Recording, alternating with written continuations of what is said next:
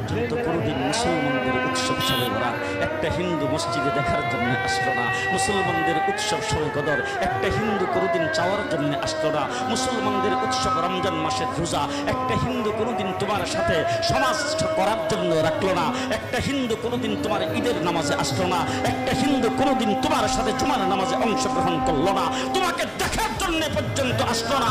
তার কারণ হলো হিন্দুরা মনে করে এটা মুসলমানের উৎসব, আর তুমি মুসলমান হইয়া হিন্দুর দুর্গা পূজায় কিভাবে গেলা? তোমার কি লজ্জা শরম থেকে তোমার কি লজ্জা শরম নাই? আবার কি সুন্দর বলতেছ ধর্ম যার যার উৎসব সবাই। হাই হাই হাই, ও মুসলমান যুবকেরা ভালো করে শোনো, ধর্ম যার যার উৎসব সবাই, তাইলে বিয়া যার যার বউ তো সবাই, বিয়ে যার যার বউ সবাই, পুষ্করি যার যার মাছ সবাই, গাছ যার যার ফল সবাই, ক্ষেত যার যার ফসল সবাই, দোকান যার যার মাল সবাই।